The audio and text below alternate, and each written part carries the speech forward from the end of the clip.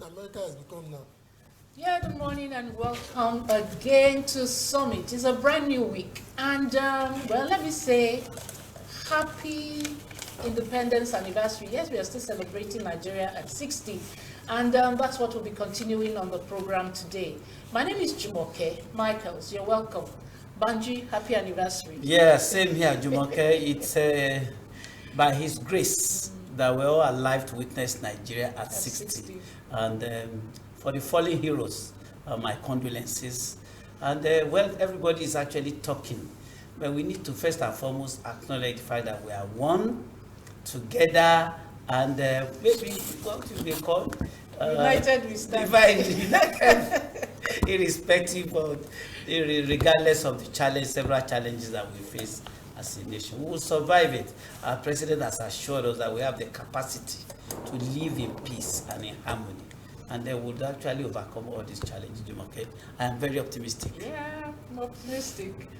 Well, that's our program today. We'll be looking at the post-mortem of the Independence Anniversary Presidential Speech and also look at the way forward for Nigeria. Everyone is anticipating that Nigeria will go forward and things will get better.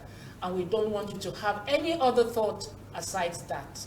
Today on the program, we have with us in the studio Mr. Bola Oba, public affairs analyst, to look at this issue with us this morning. And don't forget, okay, since I've introduced you, let me acknowledge you. You're welcome, sir. Thank you very much for the opportunity once again. You're welcome. To be on your set. Welcome. It's our pleasure, sir. All right, and so don't also forget that you can be part of this conversation by sending us an SMS to the number we'll display on the screen. Please, we want to know your thought. We want to have your opinion on the presidential speech of President Muhammadu Buhari at the 60th Independence Anniversary celebration. And also tell us what you think is the way forward for Nigeria. All right, sir. Well, it's our pleasure to have you here, Jumoke. Permit me to actually start this way. The 60 years, that's a diamond jubilee anniversary of this country. It's long enough, that 60 years is long enough for us to actually celebrate. Some states decided not to. Lagos State, for instance, decided not to have independence. The usual parade, march past and all that was actually cancelled. Some did it in various degrees, but at the federal level it was well celebrated with all the fanfare. What could be the rationale behind the various degrees? COVID-19. Lagos was very explicit about the reason why they weren't going to do the usual ritualistic parade. They said because of COVID-19. And in the light of what is happening across the world, it is not too much a circumspection to pay for the safety of majority of people. Okay. That was the excuse maybe NCDC did not think along that line. Maybe that's why it's actually... NCDC thought along that line, and even in Abuja, where the federal government celebrated, you could see the spacing because when I saw the pictures, they made sure that the spacing was good enough. At the national level, it would not have been easy not to have celebrated it, because 60, notwithstanding the fact that we're still in the mud, but like they aptly themed it, diamond in the rough. Diamond in the rough. Now, Jumoke, please permit me to the speech. I believe you've come across the speech. You listened to it. You've probably come across it. read it. For me, if you ask for my opinion, I think it was a very brilliant one. Well scripted, and it flew from the president saw the attributes. Reeled out several positive attributes of Nigerians: capacity to live in peace, resourcefulness, resilience, and all that. That as a people we have actually weathered so many storms because of our resilience, belief in Nigeria, and all that. But the area that people have actually picked out amongst them all is the one that probably touches them most. That's the issue of the recent hike in the petroleum pump price.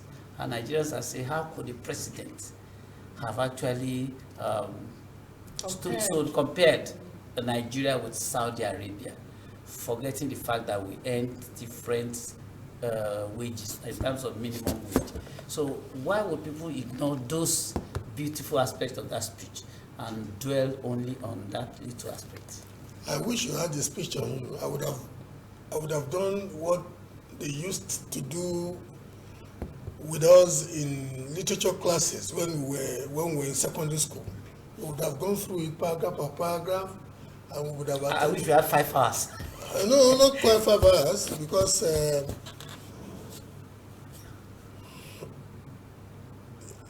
brilliant. If you want to use the word brilliant, okay, brilliant.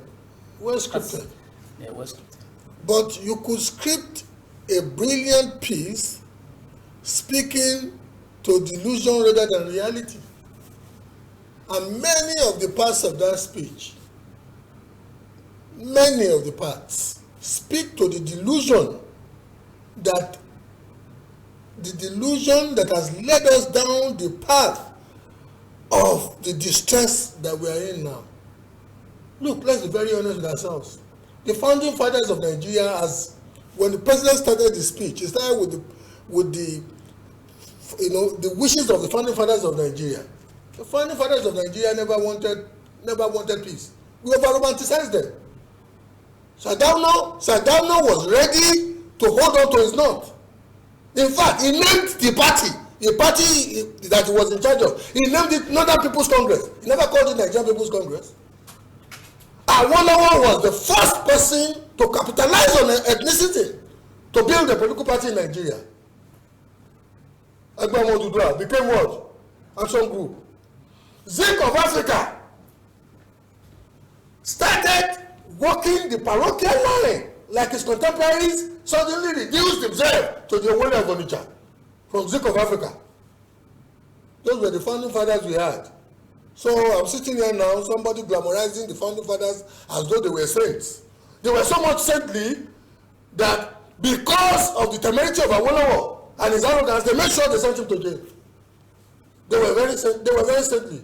Was it not the excesses of politicians in the First Republic and the madness that happened in the Southwest, that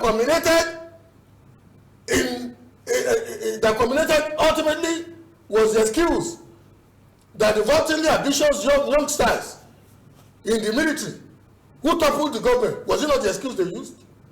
Oh, it was so kiduri that the people of the Midwest were so disillusioned that they voted through the only plebiscite that was conducted in Nigeria to create a federating unit. They voted to be out of Southwest. You thought if the thieves and the people of the Midbelt were allowed to do their own plebiscite, they would not have opted to come out of the North. We live in, you see, the first solution to a problem is to look yourself in the mirror. Bella, you need to be more serious. Wake up as early as 4 a.m. Read your book. Or you know what? Wake up as early as 3:30 a.m. Make sure you are at the bus stop at 4 a.m. because the destination you are going to, the bus is usually packed by 5 a.m. Until you start telling yourself the truth. That's the illusion. So, you want me to be going, listen through the speech? All right, so the issue of, he asked the second part. The that issue was of Nigerians speak out was the issue of the... That was the most, because that is the most contemporary biting people. You are just opposing an economy where the minimum wage in Saudi Arabia is equivalent of 300,000 naira.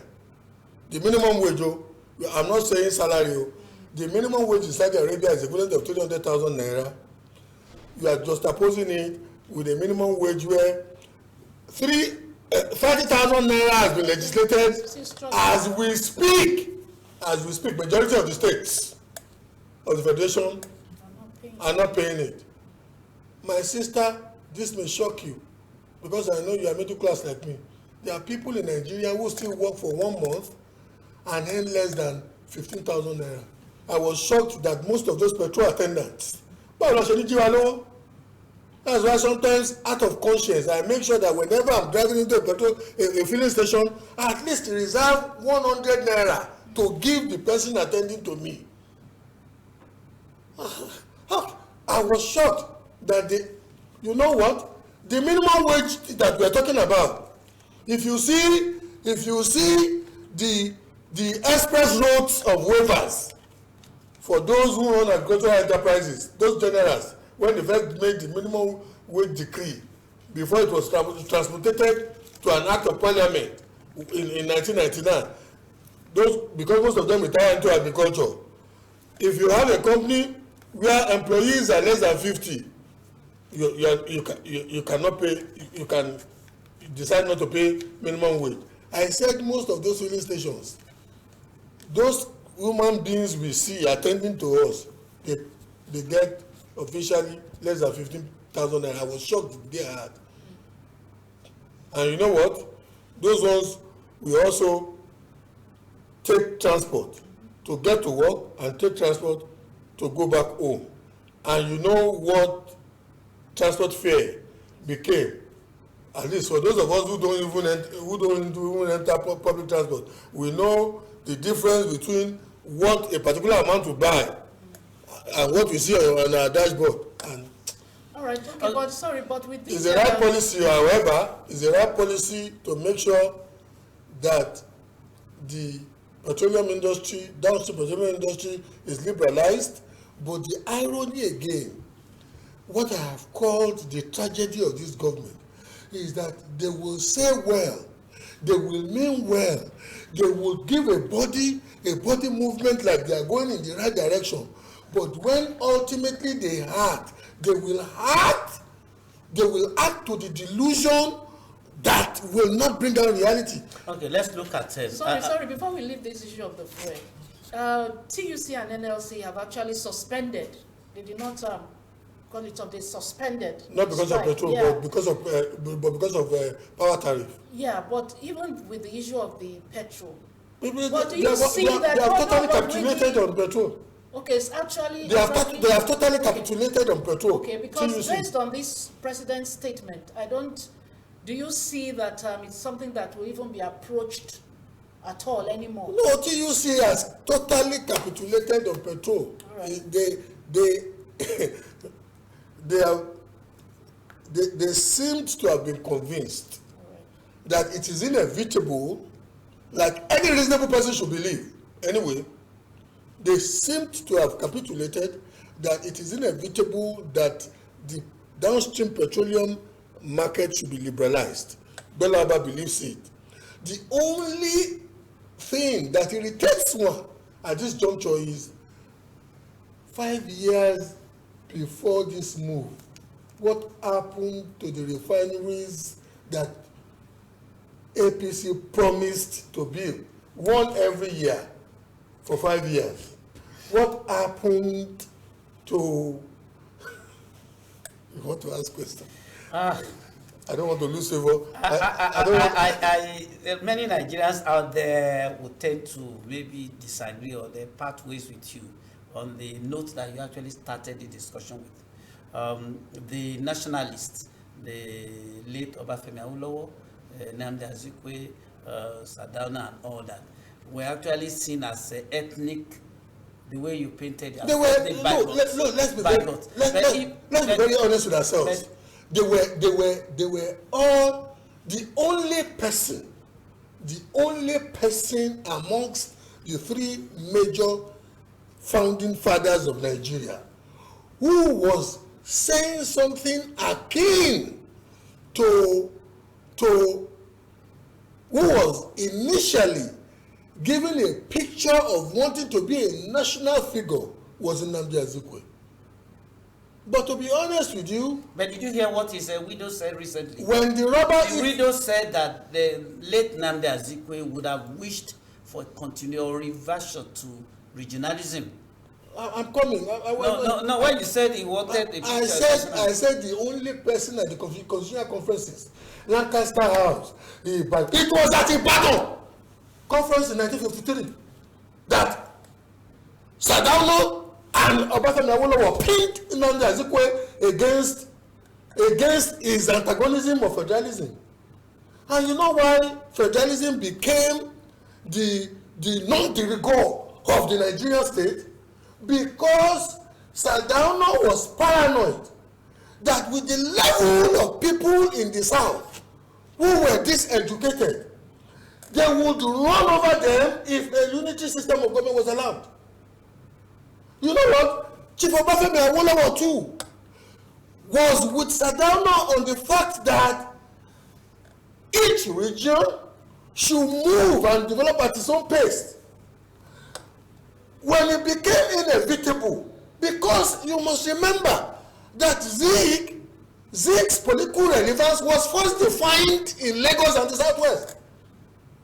The first election in Lagos, Zeke won majority of the seats, his party, NCNC. And you know what? Because NCNC was originally a Lagos party by Abat Macaulay. Let's be very honest with ourselves. And you know what? The irony of it was that when Zeke discovered that the momentum of the structure of governance was going to be in favor of Sardauna and Awolowo, Zeke too, and eventually when he lost in Ibadan, when he lost becoming the premier of the Southwest, as a result of the political alliances between the Ibadan People's Party, IPP, and the AG, people tend to mistake the fact that IPP had an alliance with AG, and the NCNC that Nnamdi Azikiwe led actually did not win that election, but they will say the NCNC won the election and it was cross-carpeting. They did. No! AG won the highest number of seats, but was not enough to form the government. IPP, the party of Akinloye, Akinjide, most Ibadan sons, Ibadan People's Party. IPP was in alliance with this thing, and with the alliance of IPP, a government was formed under Chief Obafemi Awolowo. But you know what? Zeke had a good excuse to say that it was tribalism they used against him. What did he do? He also went eastward. Okay, but if you listen, you say you read the speech, our presidential speech. President was saying that the founding fathers had laid a good foundation for us. And that he was asked, so this period is 60 years of our independence is a time to reflect and see where we actually got it wrong, the things we got right. Would you say that this foundation that you're referring to was why we are where we are today? I mean, no. No. I mean, the posture of the nationalists of actually clinging to their ethnic. No, they were realists. They were realists. We must not lose touch of the fact that they were realists. They knew that Nigeria could not be governed as a monolithic entity because our differences are so sharp, so prominent that we would need to work in progressive competitiveness. And that was what happened in the First Republic. Awolowo was blasting with innovation in governance in the Southwest, to the extent that even the so-called northern leaders, that people were thinking were retrogressive, could see the direction that Awolowo was going and felt, you know what, we could not leave this guy to be going like that. They were pacing every moment. You had the radio activities, they did their own too in Kaduna. You had the university, they did their own too in Zaria. They were also, that was positive competition. Okay. You know what? Ikeja industrial estate was built. You know what? What's the name of the former premier of the East? You know what he did? Michael Okpara. Okpara went to Central Europe, some of these countries, Bulgaria and whatever, and he decided to make Aba expansively. So the size of the industrial zone in the East became almost 2.5 times what the AG government did in the West. That was positive competition. But you know what? Unfortunately, some vulturely ambitious young persons messed up that republic in January 1966. A counter coup, a retrogressive counter coup. That is why when retired General Danjuma is crying today, I don't pity him. I don't really pity him, because he was one of those people. I'm not saying that. I'm not saying that this thing was a saint. Aguiyi Ironsi. I never said he was a saint, because he also did some things that if he had adhered to the constitutional order and did not assume political office, they had 6 hours. Umar Forizo had 6 hours to have allowed Gib Charima, the leader of the MPC, after the death of Tafawa Balewa in Lagos, or not knowing the whereabouts of Tafawa Balewa in Lagos, and the death of Sardauna in the north. Umar Forizo, the president of the Senate, had 6 hours to have allowed Gib Charima to take the oath, to be sworn in as the prime minister. He refused, because there was an eating game between Umar Forizo and Aguiyi Ironsi because of tribalism. You see how tribalism got us to where we are now. At this point where we are now, there have been several calls. The latest was from the revered clergyman, Kadeboye, Pastor Kadeboye, calling for restructuring of this country. Now, what's your position? Several ethnic groups and associations have called for restructuring. Do you think this is the right time to talk about restructuring? Even the APC, the party of the president, constituted a committee. The committee went around this federation, one APC cell to the other, from state to state. Have you forgotten? Under El Rufai, and they came out with an official recommendation submitted to the chairman of their party then, one Comrade Oshomani, and the party and the recommendations are still on the table. Let's even assume that the president does not like the composition of the 2014 National Conference, his party, and his party campaigned on devolution of power. Devolution of power is nothing strange to restructuring. He campaigned on devolution of power. On assuming power, for the first 3 years, he didn't do much. Agitation of people made his party to constitute a committee. They went around Nigeria and came out with recommendations not too distant from the 2014 conference. What has he done? Oh, brilliant speech. And no mention was actually made of restructuring in the entire speech. Are you tearing to pieces a brilliant? No, I'm asking. You did not say anything about it. You did not say anything about it. You were silent about it. This is not good. You are making fun of my brother. Yes, now. He's tearing apart a very brilliant speech. I'm asking why it was in no mention of it was made. Do you think the president is concerned about the continued unity, harmony of this country? The best way to maintain our unity. The best way to maintain our unity at this juncture now, especially speaking as somebody from Katsina, the home state of the president. I'm not from Katsina. I'm saying it today. Muhammadu Buhari, General retired, President of the Federal Republic of Nigeria,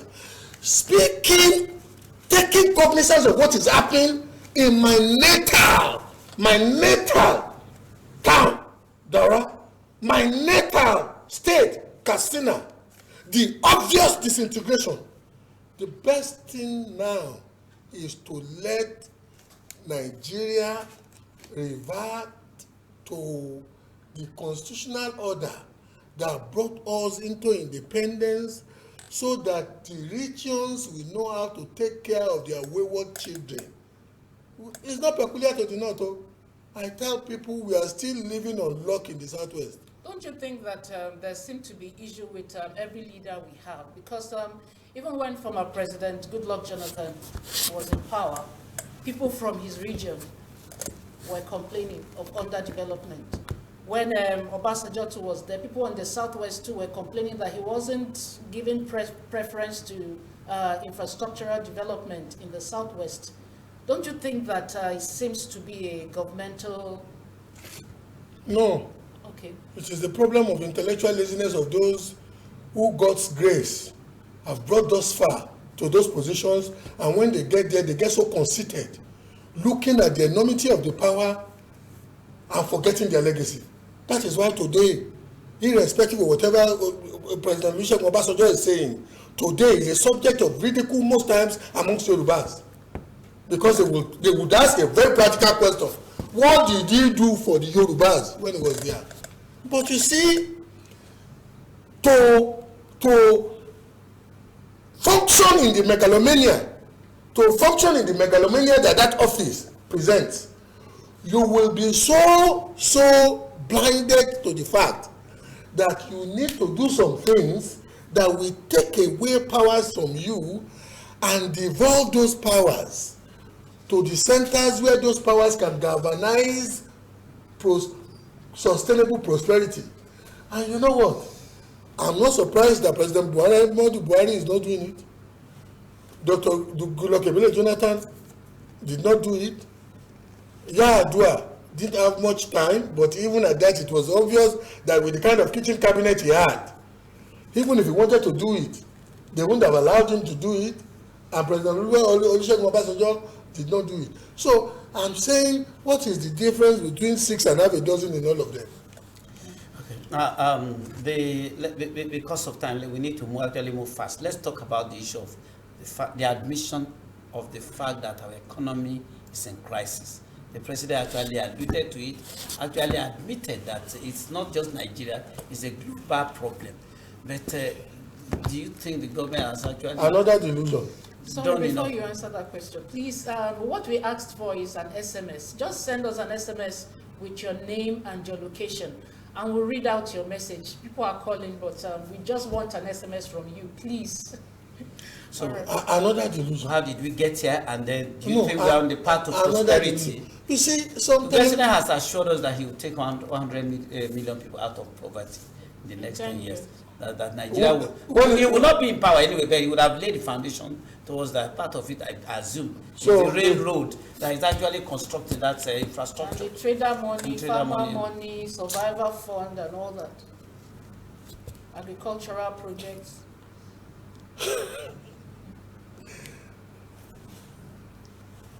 May God let it be able to work because of the sake of young Nigerians.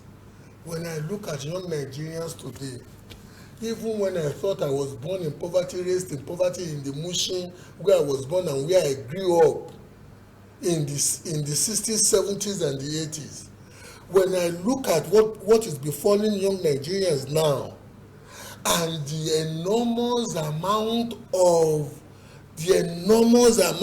of global disdain. In our days, we had somewhere we could run to. When I landed in Germany, the very first week I landed in Germany, German government was giving me 500 Dutch mark, equivalent of 300 pounds every week, and they gave me a house. They gave me a place to live. If you're in Nigeria now, there are some governments now, some Mediterranean governments in Europe, Greece. You saw what happened in Greece not too long ago, refugee camp.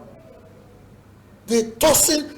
In fact, some governments now, the former government of Italy, prominent members of that government are being tried in Italy now for the carnage they caused human lives. Some of their policies, they were deliberately tossing human beings into the Mediterranean Sea. You know what? As at this juncture, if any government expresses the opinion that it really wants to help take people out of poverty, we should all run around that government and help that government to achieve it.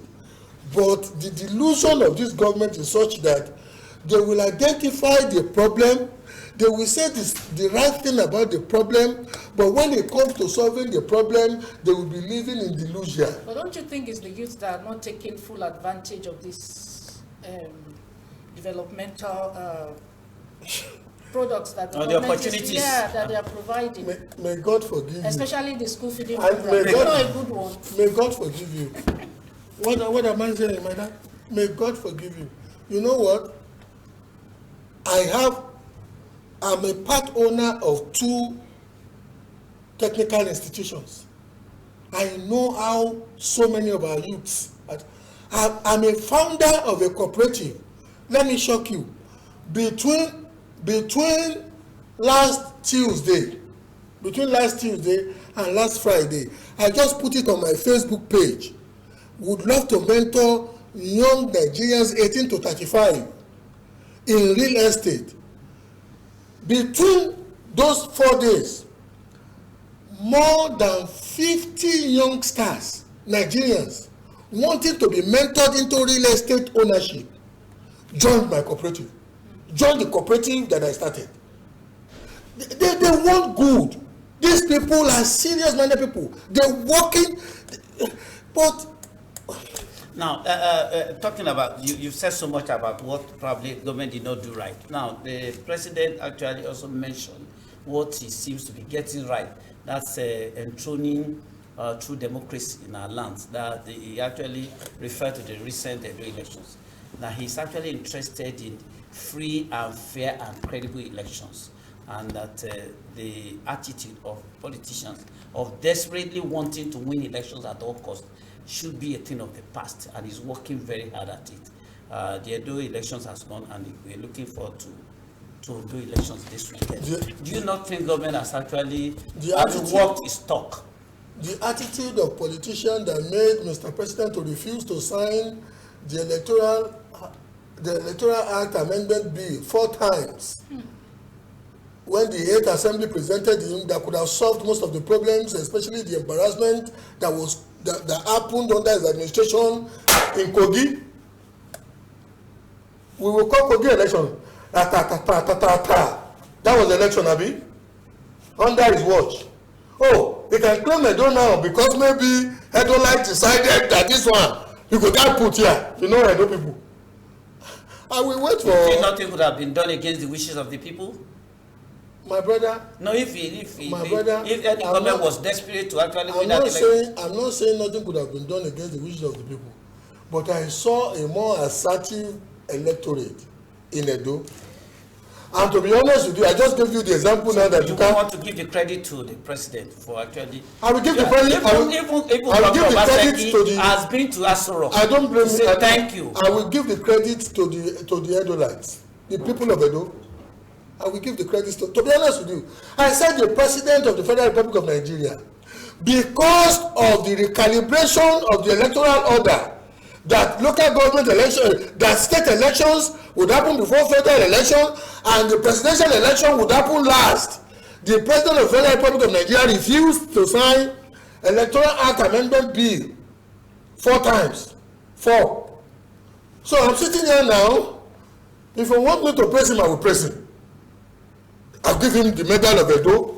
But you know what? The original owner, the authentic owner of what happened in Edo electors. You know what? But if you want me to do eye service, Baba President, you have done this thing, or it was under your watch. Jonathan signed away. Jonathan, before the official announcement, Jonathan called President Buhari. If President Buhari wants to be using the standard of Edo to glorify himself, somebody should turn Jonathan to a saint. Imake seems to have all right, let me read some of the messages we have this morning. We have Mr. Agbede from Ikorodu who says, good morning to everyone in the studio. Agbede, I totally agree with Mr. Oba. Let our government show we the masses example by cutting down their salaries so we all can follow. Or Felix Johnson. Another one, we are human beings and not animals. The worst aspect of terrorism is when they terrorists wear constitutional uniforms. How are we sure the police will adhere to the instruction given by the IGP That's why the popular demand by Nigerians is scrapping the SARS entirely.